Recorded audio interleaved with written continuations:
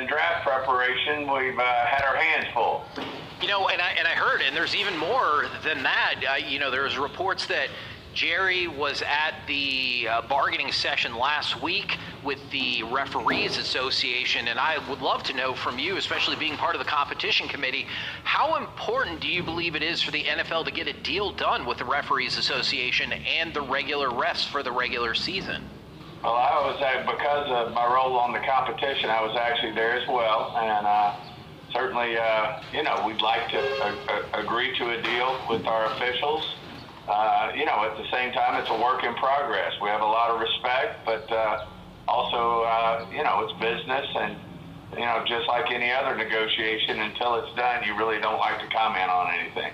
These are always cordial visits too, right? No fisticuffs breaking out there? No, they were professional and cordial. Okay, I like to hear that. Oh, we've talked with you a lot about the salary cap in the past, and I know people get caught up about when they talk about the draft. They say, "Hey, what does the team need right now?" But whenever you talk about the salary cap, you talk about planning 2, 3, 4 years into the future. Do you have to have that same kind of mindset when you go into these drafts?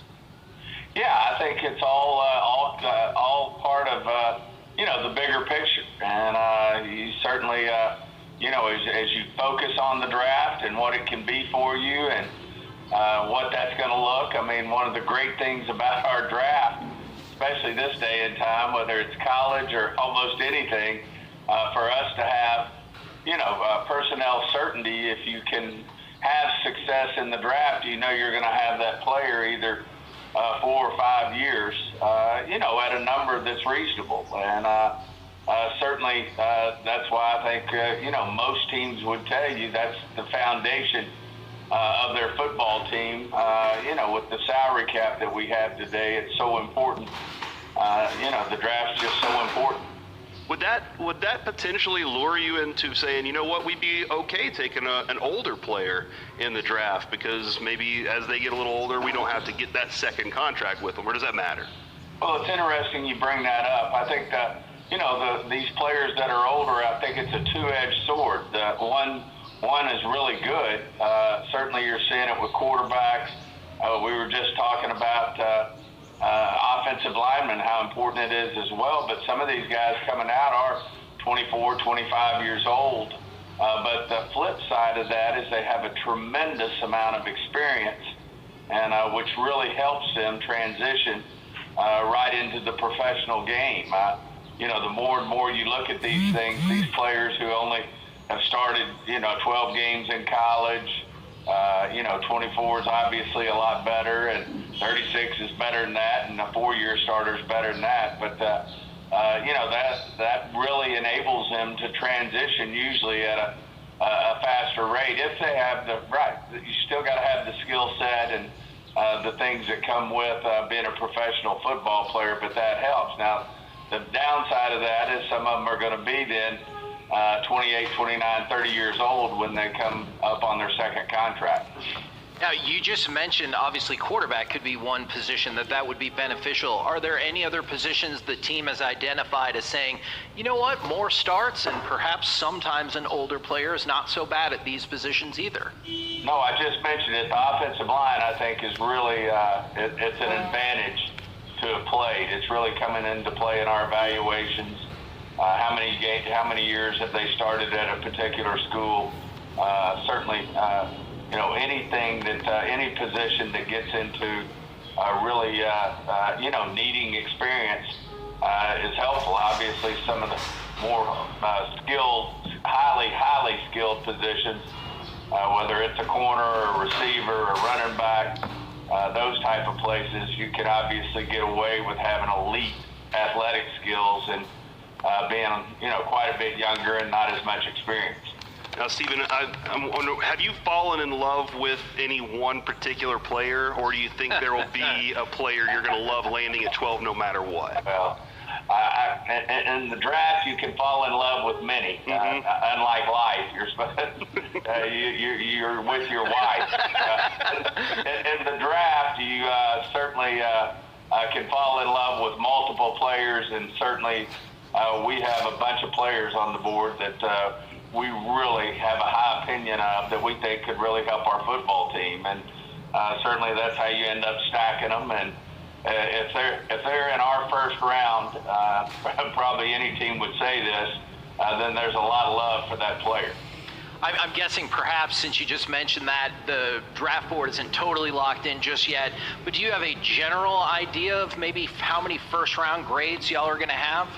It's still a little early, but, usually we're in that 16 to 20, 21, 22 range. That's a big number right there. I like hearing that one right now. How much? I don't know that we'll get there this year, in terms of the 20s, but we're grinding it out right now, and as you said, we hadn't put the final grades on anything, and this will obviously evolve into a board that we really have confidence in. As you guys are putting together that board, I've always been fascinated. How much do you feel like you can learn from the players that have the draft visits with y'all that obviously wouldn't pop up by just watching film? Yeah, I think anytime you get to spend more time with a player, and especially when you bring one in for a 30 visit, you're getting almost 24 hours with that player to really, delve deep into a lot of areas. And, I think that's why we've ended up over the years drafting quite a few guys that were actually in on the 30 visit. Now they're coming on the 30 visit because obviously we've seen a lot of things that are interesting to us, and we want to get to know more about those particular players and even have more detailed work on them. We've discussed Jermod McCoy a lot, special talent, as a lot of these guys are. We did hear Jerry say no red shirts, and we've kind of stuck with that a lot. Do you think he qualifies a red shirt, or has he cleared that hurdle for you guys? Yeah, that's a work in progress. We're trying to, do all the work that we need to do to, to get our hands around what his status will be for, we start with everything, what his status is for the mini camps, what his status is for the training camp, and then ultimately will he be able to play part of the season, none of the season. All those are levels that then we put into an equation and decide where we might come down on that particular player. And you kind of discussed, the amount of games earlier, but how much does missing one full year affect your approach with a guy?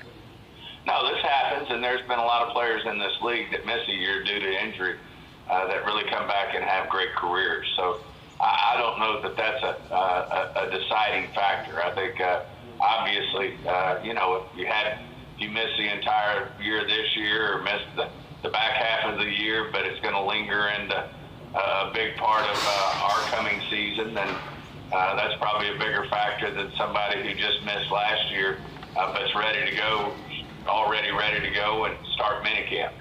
There are a lot of folks who kind of think this draft will be more trade-filled than past drafts. Have you gotten that sense at all 9 days out that have there been more phone calls or pre-draft team-to-team discussion compared to maybe a usual draft? No, I think it's too early to tell that. I think, next week as people finalize their boards and start to strategize, have their strategy sessions, then that comes into play. But I'm still a big believer that most of these trades, happen, as you're on the board. Players fall off that you wanted, and then you're willing to come out. Players are staying on the board that you might not think might be there, and then you're attempted to move up a little bit. You might not be willing to, give up what it costs to go way up the draft. But if a player starts to fall, then you get a little thought that, hey, maybe we could move up and it wouldn't cost as much, and we still get the guy that that we think is the best player for us in a particular draft, depending on where you pick. Can you? I always love Kevin and I try to play this game a little bit. Can you describe the anatomy of a trade? Like, what's that really like in that room on those phones from your past experiences? My past experience is that normally when you're on the clock is when the activity starts, and usually it's someone calling you wanting to move up is usually how it happens. Usually if you're wanting to move down and you're starting to have to call the next 15 teams below you, that's not a good sign. Usually if someone's wanting to come up, they're calling you, and especially in the first round, but usually that holds for the whole draft. That teams see a player they want and they call, and you hope in a lot of cases that 2 or 3 teams are calling for the pick, and then you have a competitive situation for your particular pick, and especially if you're willing to come out of it. But you would never say, well, really, because the Ravens just said they would offer me this as a bluff, right? Well, I can't speak for other people, and I probably shouldn't speak to us. Okay. All right. Fair enough. Now, I think they're always honest, Kevin. Sure. Everybody in all aspects of life is always honest. Now, we've talked a lot about the origins way back in the day of the Jimmy Johnson trade value chart for the draft. How much has that evolved, whether it's, more of a Rich Hill model or anything else? Has that draft value chart changed a lot over the decades? Well, I have to correct you in all due respect. That was a Mike McCoy draft chart. At the end of the day, I watched him put it together, and he showed me how he was putting it together. Obviously, Jimmy and Jerry used it, but that was a Mike McCoy draft chart, who was a valedictorian at Oklahoma and Petroleum Engineers, and understood how to chart those things and come up with values. Now, you can imagine with analytics and AI the way they are today, these charts are constantly evolving. You got to know the data that's going into them to understand it. Everybody has, what is quote unquote what most people feel like is a standard over the last 3 to 5 years. But then there's always one that you might have that you say, hey, we think the draft chart's evolved, and it may give you an advantage if someone's willing to go off the old chart. It may give you an advantage in what you feel analytically is the true value. I like how he's giving those engineers their credit where credit's due. Oh, due. yeah. No, I appreciate that info. Yeah. Stephen, I always wonder how challenging it is to get a read on players from smaller programs like, say, a Toledo or something like that versus bigger programs like maybe a Texas, based on how their competition is. How much weight does that have, and how do y'all go through that? Yeah, I think it's big. I mean, obviously, it's able to project, if you're coming from a Power 4 school, for a top program playing against the very best. And obviously, that's even more so the case today as some of these smaller school young men, have found their way to the top Power 4 schools with NIL and all the things that are out there now. So there's not near as many, players playing at the smaller schools. Obviously, you have the occasional. I mean, Rebel was one of those guys that was at a small school, and he stuck with where he was, and you run across those guys. So, but at the end of the day, certainly you like to see. That's why you have a Senior Bowl. You like to see these guys going against top level competition that are going to be drafted as well. Versus it's harder to project when you see them against a lot lesser level of competition. Obviously, they should be dominant, but you still got to do some projecting that is more difficult than when you see Alabama and Georgia going at it, and seeing those guys compete against one another. You get a better feel for what it's going to look like on our level. Obviously, Stephen, and for us, it's really exciting to have 2 first-round picks. It's a opportunity to do something special. How much of a culture-changing mentality are you looking for in one or both of these picks? Does that need to be a factor? Yeah, I think it all factors in at the end of the day, and certainly we're trying to create an identity and a culture overall for this football team. Certainly on defense, we felt like we lacked that last year, defense in particular, that we didn't have the identity, the culture, that we needed, that the players were buying into and playing with an edge. And certainly that's the goal. And then ultimately the goal is to have a culture and an identity for our entire football team that Shotty's trying to develop in terms of, the type of men that we bring in here to compete day in and day out. That certainly, when they're working together every day, are a positive influence on what we're ultimately trying to be as an organization, as a football team.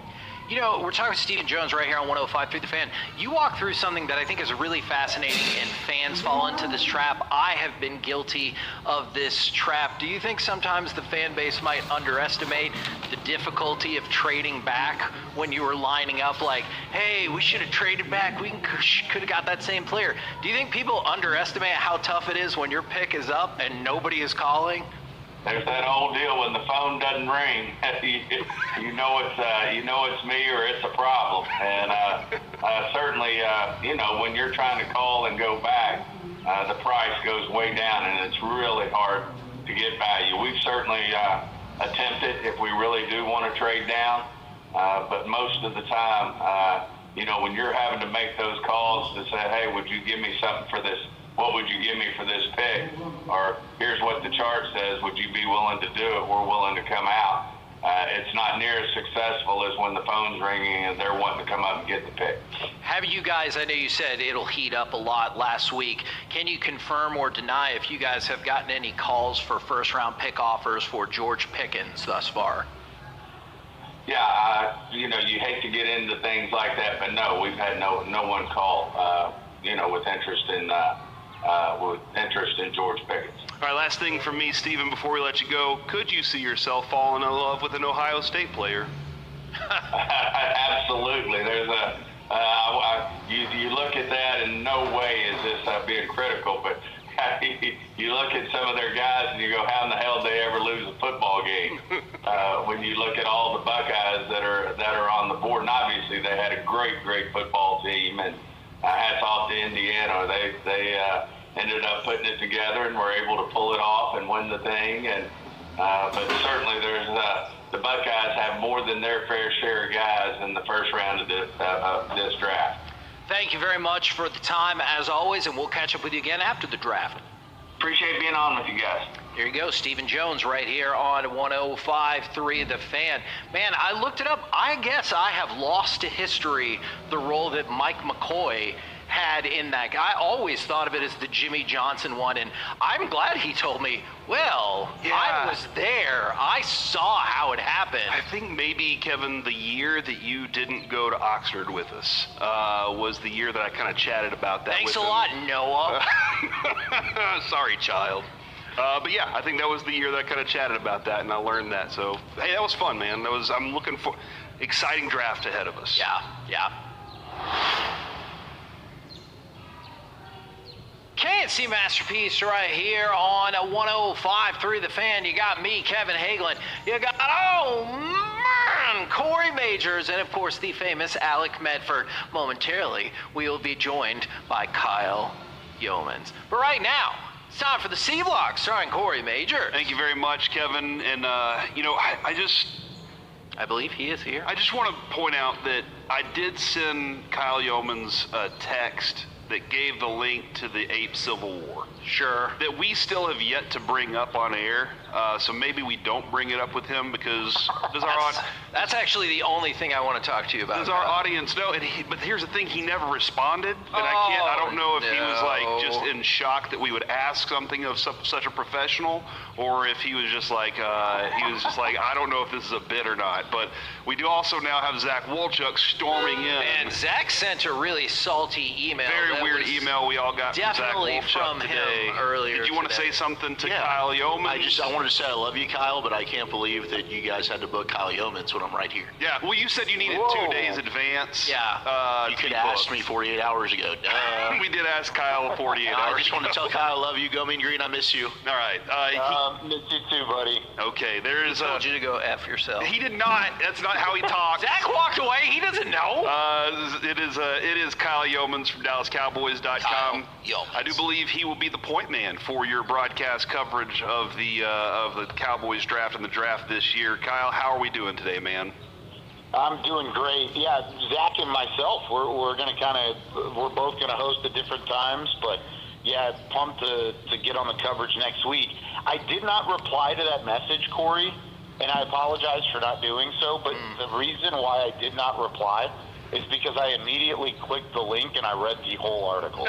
So if you want to talk about it, I'm ready, and I have quite strong opinions on why it's happening. All right. However, I did read the article, and that's why I didn't respond. See? Because I got so intertwined with the article that I just forgot to go back with it. Then I have constructed the perfect question for you, Kyle. What is more of a concern for you at this moment, the Ape Civil War or the Cowboys taking Keldrick Falk at pick number 12? What is more concerning in your world at this moment? You know, that's a phenomenal question. And it's because there are so many layers to it. I'm going to say the Ape Civil War because I don't think they're going to take Keldrick Falk at 12. Okay. I don't think there's really any interest there.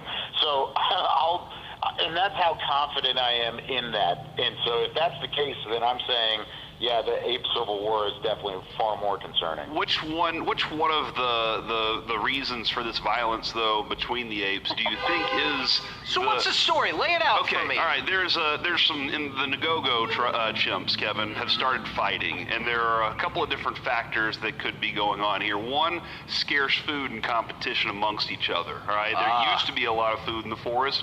Now, not so much. The other is that they have grown too large, according to a University of Michigan study. Like large in terms of actual size? Too many people. Okay. There are too many chimps, if you will. So too many chimps, and now you can't keep it all together when you have that many. And then there's another theory that about 5 males died. And then that has now, they were critical peace brokers in all of this. And so there's a lot going on with this. Which one of those theories, Kyle, do you think might be the most relative?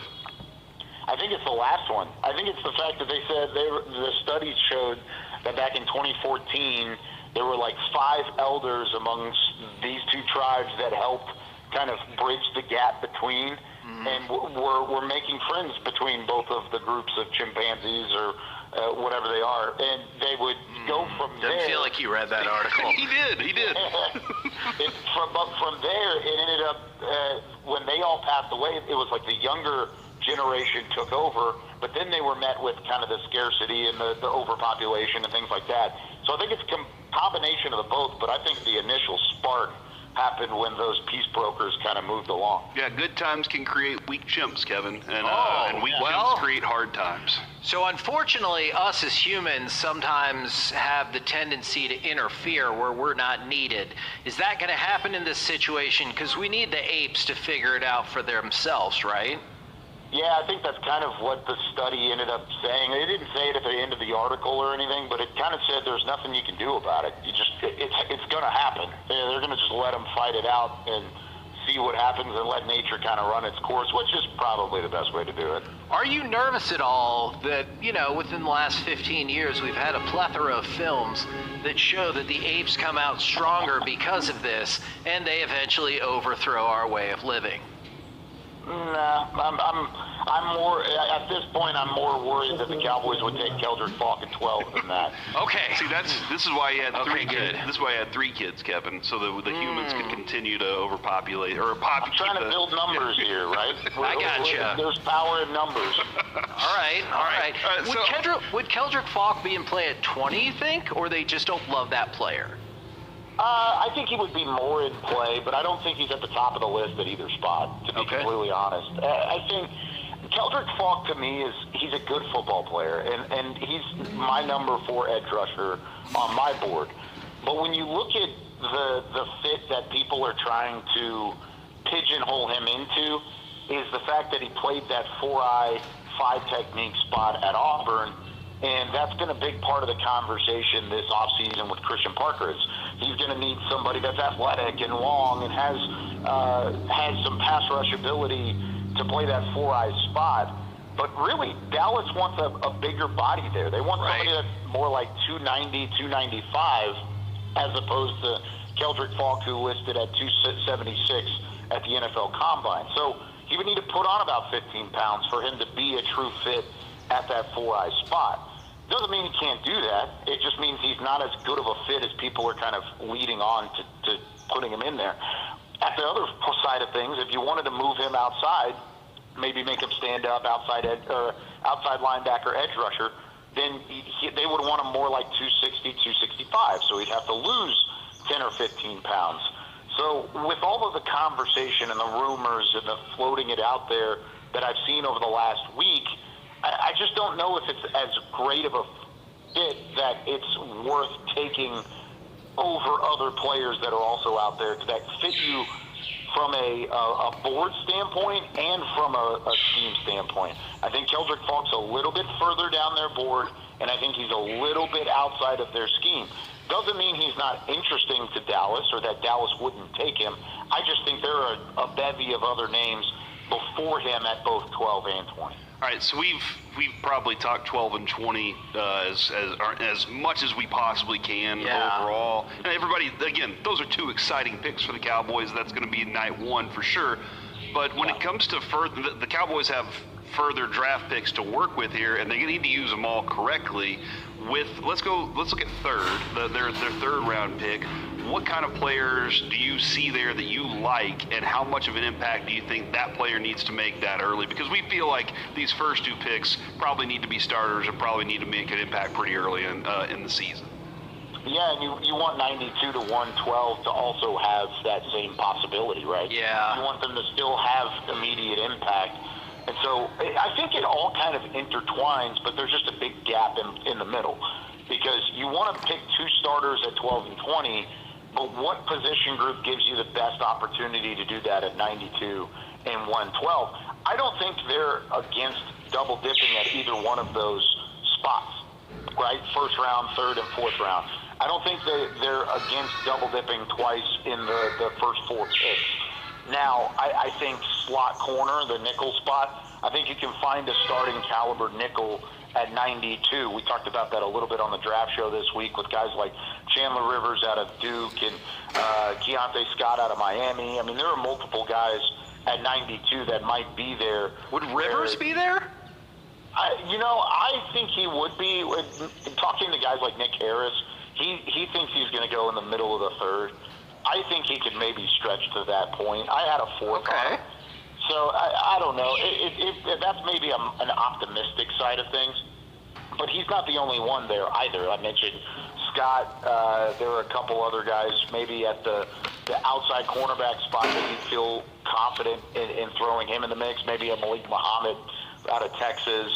And then you go into linebacker. I don't know if they love the linebacker options in the first round or in the third round, right? And if that's the case, maybe then that's a trade conversation. Do you feel like the second round kind of gives you some good linebacker options? Because I keep telling Kevin, oh man, I wish I had a second rounder for a Jacob Rodriguez or an Anthony Hill. Yeah, absolutely. I think both of those names, you could throw C.J. Allen into the mix. I know there's kind of a question mark maybe on his knee. I know there was like a medical thing that popped up that teams were checking on. I don't have any details on that moving into it.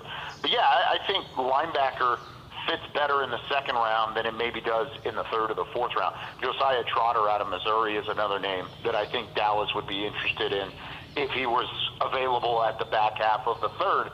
I don't think he'll get there. I think he's a second round type of player.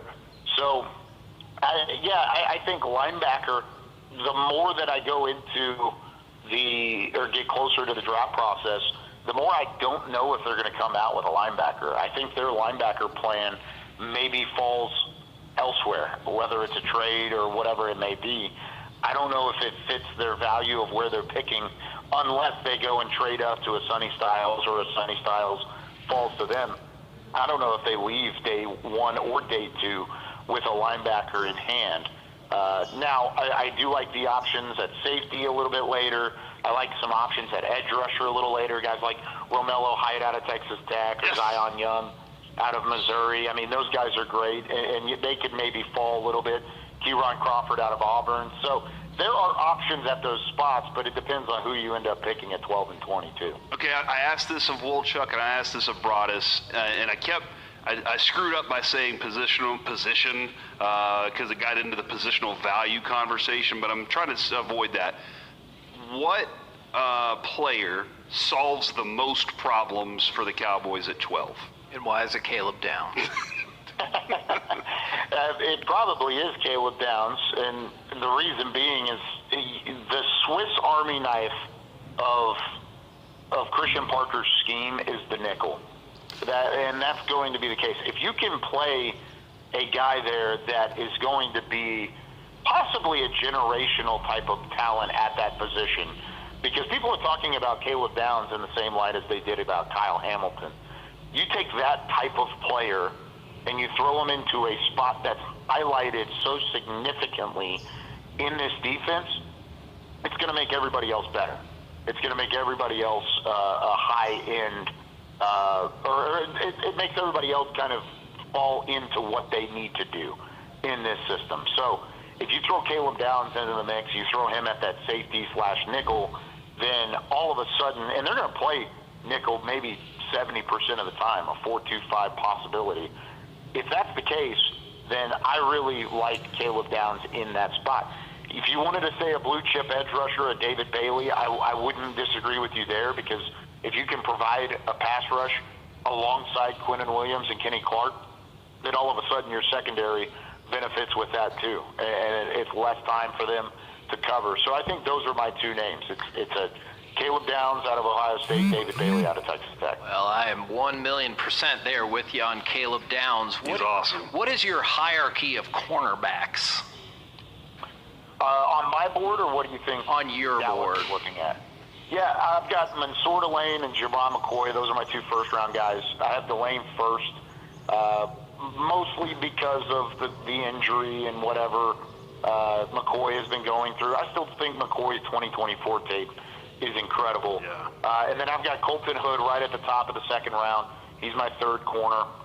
Chris Johnson follows that. Avion Terrell is right after that, and then Brandon Cisse.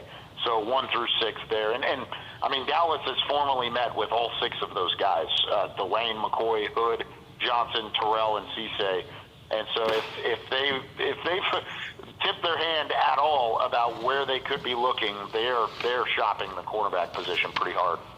Well, I think you just displayed not only your knowledge of the draft, but your versatility with your ability to sway between the chimp Civil War and the mock drafts so well, and your scouting reports. Thank you very much, sir. This is why you called me instead of Zach Wolchuk, who has his own show on this station starting at 2 o'clock. Man, it's a long show, too, so I get you. He's got 5 hours worth of coverage coming up, and he would have never read that article. There's no way he would have ever done that. He would have skimmed it, but you're right. He wouldn't have had any depth there, when it comes to Wolchuk. But we appreciate you, man. Thank you very much, Kyle. Yeah, I appreciate you guys. Talk to you next week.